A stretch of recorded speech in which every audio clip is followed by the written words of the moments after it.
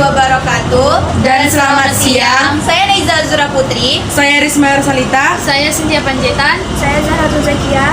Kami dari kelompok 2 kelas 10 MIPA 4 akan menjelaskan tentang Kerajaan Sriwijaya dan Kerajaan Mataram Kuno. Baiklah, saya Neiza Azura Putri akan menjelaskan tentang letak geografis dari Kerajaan Sriwijaya. Berdasarkan kekuasaan Sriwijaya, berdasarkan peta membentang dari Kamboja, Thailand Selatan, Semenanjung Malaya, Sumatera, Jawa Barat, dan kemungkinan Jawa Tengah. Menurut Prasasti Kedukan Bukit yang bertarik 605 Saka atau 683 Masehi, Kedatuan Sriwijaya pertama kali didirikan di sekitar Palembang, di tepian Sungai Musi. Ada beberapa pendapat mengenai pusat Sriwijaya seperti di Muara Takus yang merupakan pertemuan Sungai Kampar kanan dan kiri atau Riau, dan di Sungai Musi yang terletak di antara Bukit Sabo Kiking dan Seguntang di dekat situs Karanganyar, Taman Purbakala, Kerajaan Sriwijaya. Berdasarkan teori Palembang yang diajukan oleh Choi Des, lokasi tersebut berada di Palembang, Sumatera Selatan. Teori ini didukung oleh Pierre Yves Mangwin. Sumber sejarah Sriwijaya. Pertama, Prasasti Kedukaan Bukti. Prasasti ini ditemukan di Sumatera Selatan, tepatnya di Kampung Kedukaan Bukti, Kelurahan 35 Lilir, Kota Palembang. Prasasti peninggalan Kerajaan Sriwijaya ini ditemukan di Sungai Tatang, alirannya menuju Sungai Musi. Prasasti ini berangka tahun 605 Saka atau 683 Masehi. Isinya antara lain menerangkan perjalanan suci Siddhayatra dengan menggunakan perahu. Ia berangkat dari Minangkabau dengan membawa tentara 20.000 personil. 2. Prasasti Kota Kapur. Prasasti ini ditemukan di dusun Kota Kapur. Lokasinya berada di pesisir barat Pulau Bangka. Tokoh penemu prasasti ini yaitu bernama J.K. van der Meulen. Prasasti ini berangka pada tahun 608 Saka atau 656 Masehi. Isinya terutama permintaan kepada para dewa untuk menjaga kedaulatan Sriwijaya dan menghukum setiap orang yang berhendak atau bermaksud membuat jahat. Yang ketiga, Prasasti Talang Tuo. Prasasti Talang Tuo ditemukan pada tanggal 17 November 1945 di kaki Bukit Seguntang. Penemunya bernama Louis Constant Westensch. Prasasti ini berangkat tahun 606 Saka atau 684 Masehi. Isinya menyebutkan tentang pembangunan sebuah taman yang disebut Sri Setra. Taman ini dibuat oleh Dapunta Hyang Sri Jayanaga. 4. Prasasti Karang Birahi. Prasasti Karang Birahi ditemukan oleh L.M. Berkout pada tahun 1904. Lokasinya berada di Dusun Batu, Desa Karang Birahi, Kecamatan Pemenang, Kabupaten Merangi, Jambi. Prasasti ini berangka tahun 608 Saka. Baiklah, saya Neiza Azura Putri akan menjelaskan tentang sistem pemerintahan Kerajaan Sriwijaya. Kerajaan Sriwijaya merupakan kerajaan maritim terbesar di Indonesia. Kala itu, Kerajaan Sriwijaya berkuasa di jalur perdagangan utama di Selat Melaka. Kerajaan Sriwijaya merupakan kerajaan bercorak Buddha. Kejayaan dan kehebatan dari Kerajaan Sriwijaya pasti tidak lepas dari potensi-potensi raja yang pernah memimpin kerajaan tersebut. Akan tetapi, raja-raja yang pernah memimpin di kerajaan tersebut sangatlah samar, karena tidak disebutkan di dalam prasasti secara jelas. Yang pertama adalah Raja Dapunta Hyang Sri Jayanasa pada tahun 683 Masehi. Raja Dapuntahyang Srijayanasa atau lebih dikenal dengan Raja Srijayanasa merupakan raja pertama di Kerajaan Sriwijaya. Pada masa kekuasaannya, Raja Srijayanasa bercita-cita untuk menjadikan Kerajaan Sriwijaya menjadi kerajaan maritim terbesar di Indonesia. Ia pun mulai melebarkan sayapnya sampai ke daerah Jambi. Cerita Raja Dapuntahyang Srijayanasa dapat ditemukan di prasasti di tempat peninggalan Kerajaan Sriwijaya. Prasasti tersebut bernama Prasasti Kedukan Bukit. Pada masa kekuasaan Raja Dapuntahyang Srijayanasa, Kerajaan Sriwijaya berpengaruh besar dalam perluasan kerajaannya. Yang kedua adalah Raja Balaputra Dewa. Raja Balaputra Dewa merupakan raja yang terkenal di Kerajaan Sriwijaya pada abad ke-9 Masehi. Pada masa pemerintahannya, Kerajaan Sriwijaya berkembang pesat dan mencapai zaman keemasan. Pada kekuasaan Raja Balaputra Dewa sampai ke Sri Marawijaya, Kerajaan Sriwijaya menguasai Selat Malaka yang merupakan jalur perdagangan utama antara India dan Cina. Raja Balaputra Dewa juga mendorong rakyatnya untuk mempelajari ajaran agama Buddha. Di bawah kepemimpinannya juga, Kerajaan Sriwijaya menjadi pusat pendidikan dan penyebaran agama Buddha. Yang ketiga adalah Raja Srimat Sri Udayatiyawarma. Raja Srimat Sri Udayatiyawarma merupakan raja terakhir di Kerajaan Sriwijaya. Karena Kerajaan Sriwijaya ini sangat besar, membuat kerajaan lain iri. Terlebih Kerajaan Sriwijaya berkuasa di jalur perdagangan di Asia Tenggara. Serangan demi serangan dilancarkan, dilontarkan, dan membuat Kerajaan Sriwijaya menjadi goyah. Kerajaan Sriwijaya. Pada masa kepemimpinan Balaputra Dewa sebagai raja ke-10, Sriwijaya mencapai titik-titik kejayaan. Sriwijaya kehilangan kekuasaan di Jawa. Masuki abad ke-11, Sriwijaya mendapatkan serangan lagi oleh pihak kerajaan Chola dari Indonesia Selatan. Tepat pada 1017 dan 1025, Raja dan Jenderal Chola mengirimkan pasukan dan berhasil menduduki beberapa daerah kekuasaan Sriwijaya. Penyerangan terjadi ketika Sang Rama memimpin Sriwijaya secara perlahan. Chola berhasil mempengaruhi kekuasaan Raja baru. Menurut sastra, dalam Dei Chola 1935, beberapa kerajaan bahwa Sriwijaya yang telah ditaklukkan boleh memerintah, namun tetap harus tunduk pada pihak Chola. Akibat kekuasaan Sriwijaya berkurang. Peninggalan sejarah dari Kerajaan Sriwijaya dan Mataram kuno. Pertama, Kerajaan Sriwijaya. Kerajaan Sriwijaya memiliki banyak peninggalan, yaitu candi dan prasasti. Peninggalan candi dari Kerajaan Sriwijaya yaitu Candi Muara Jambi, yang disebut juga candi terluas di Asia Tenggara, yang terletak di Kecamatan Muara Jambi. Candi Muara Takus, yang berada di Kabupaten Kampar, Riau. Dan Candi Biaro Bahal, yang terletak di Sumatera Utara. 2. Letak geografis Kerajaan Mataram kuno. Kerajaan Mataram kuno terletak di Jawa Tengah dengan daerah pusatnya di daerah Bumi Mataram. Daerah tersebut dikelilingi oleh pegunungan dan gunung. Daerah itu juga dialiri banyak sungai, seperti Sungai Progo dan Sungai Elo salah satunya. Wilayah tersebut merupakan daerah tertutup namun subur.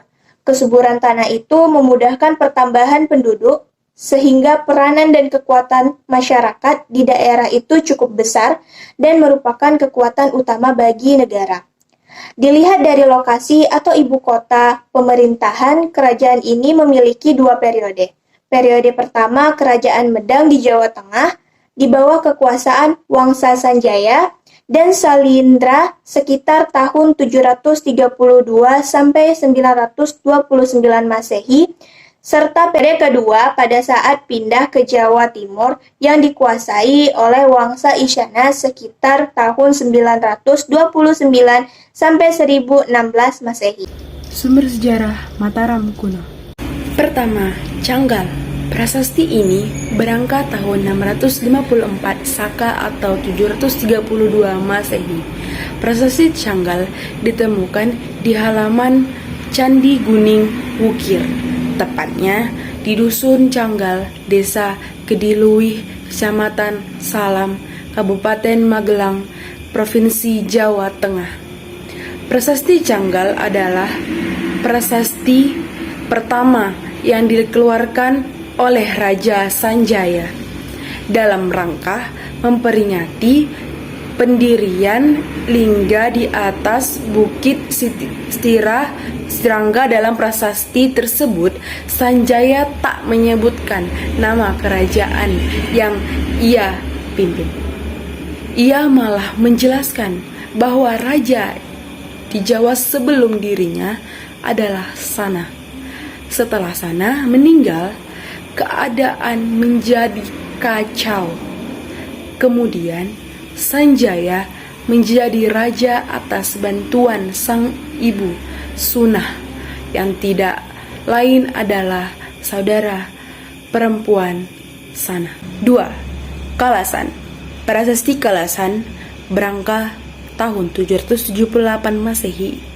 Ini ditemukan di Desa Kalasan, Daerah Istimewa Yogyakarta atau DIY.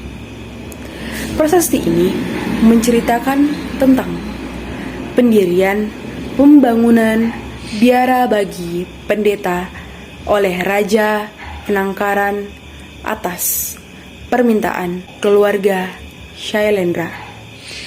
Penangkaran juga menghadirkan Desa Kalasan untuk para Songha. 3. Mantiasih. Prasasti yang ditemukan di Mantiasih ini saat ini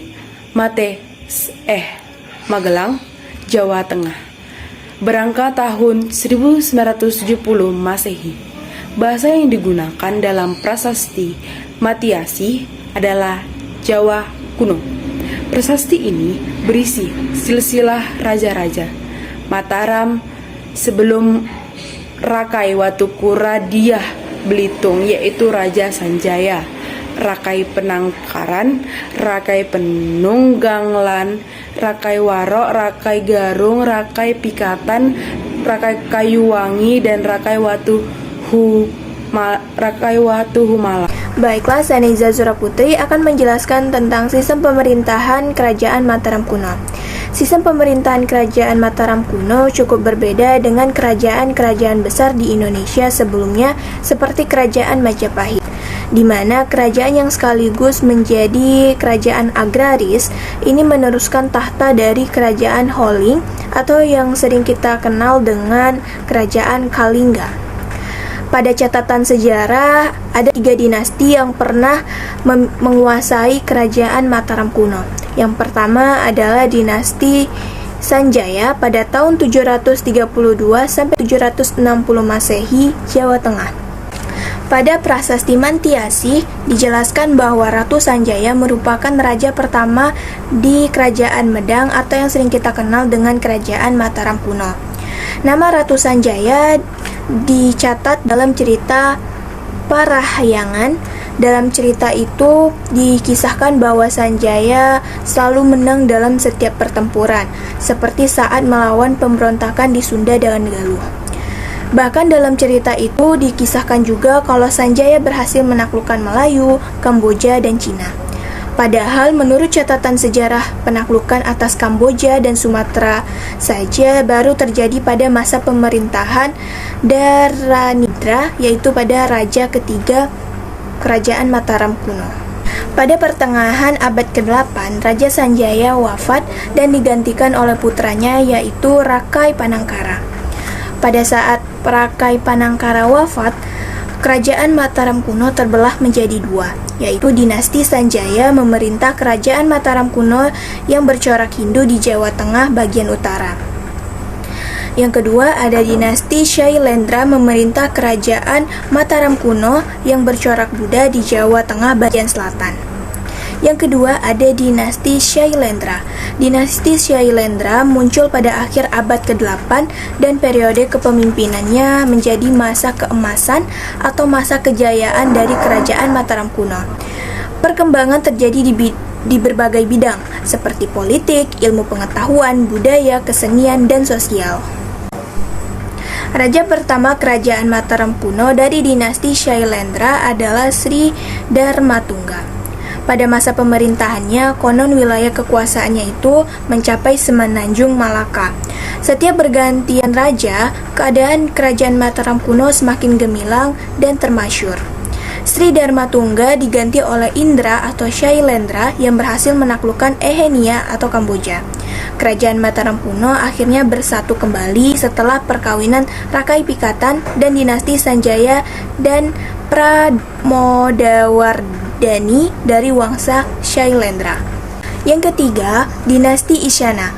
Dinasti Isyana merupakan kelanjutan dari wangsa Sanjaya setelah ditemukan prasasti Puncangan tahun 1041 yang mengatasnamakan Airlangga atau raja terakhir dari dinasti Isyana. Dalam prasasti tersebut dimuat silsilah Raja Airlangga mulai dari Empok Sinduk sebagai pendiri dinasti. Empuk Sinduk memiliki seorang putri bernama Sri Isana Tunggawijaya yang menjadi penerusnya setelah menikah dengan Sri Lokapola. Mereka mempunyai putra bernama Makuta Wangsawadana yang menjadi raja ketiga dari wangsa Isyana. Selama hampir 2 dekade atau 20 tahun berkuasa, Empuk Sinduk meninggalkan setidaknya 20 prasasti. Akan tetapi, sebagian besar prasasti peninggalannya berkenaan dengan penetapan sima bagi suatu bangunan suci. Sementara kehidupan politik yang tergambar pada prasasti-prasasti hanya samar. Contohnya, prasasti Waharu yang berisi tentang anugerah untuk penduduk desa Waharu karena setia membantu negara melawan musuh. Keterangan tersebut menunjukkan bahwa pusat pemerintahan kerajaan Mataram kuno juga mengalami perpindahan yang diduga karena serangan musuh. Empuk Sinduk pun meninggal pada tahun 947 Masehi dan jasadnya dicandikan di Isanabadya, dan setelah itu tahta dari kerajaan jatuh kepada putrinya yaitu Sri Isana Tunggawijaya yang memerintah bersama suaminya Sri Lokapala. Keruntuhan Kerajaan Mataram kuno. Kisah runtuhnya Kerajaan Mataram kuno akibat letusan Gunung Merapi. Runtuhnya ini diduga akibat letusan Gunung Merapi yang berdiri megah dan dibatasi Jawa Tengah dan Yogyakarta. Akibat pemerintah Kerajaan Mataram Jawa Tengah runtuh. Kedua, Kerajaan Mataram kuno. Ketika berdiri di Jawa Tengah, Kerajaan Mataram kuno mewariskan cukup banyak peninggalan berupa prasasti dan candi. Beberapa prasasti peninggalan Kerajaan Mataram kuno yaitu Candi Bima, Candi Arjuna, Candi Kalasan, Candi Plaosan, Candi Prambanan, Candi Sewu, Candi Mendut, Candi Pawan, Candi Puntadewa, dan Candi Borobudur. Selain itu, prasasti peninggalan dari Kerajaan Mataram kuno yaitu Prasasti Canggal, Prasasti Kalasan, dan Prasasti Kelura. Sekian dari saya, terima kasih. Sekian dari kelompok kami. Mohon maaf apabila ada kesalahan. Kami akhiri dengan Assalamualaikum warahmatullahi wabarakatuh dan selamat siang.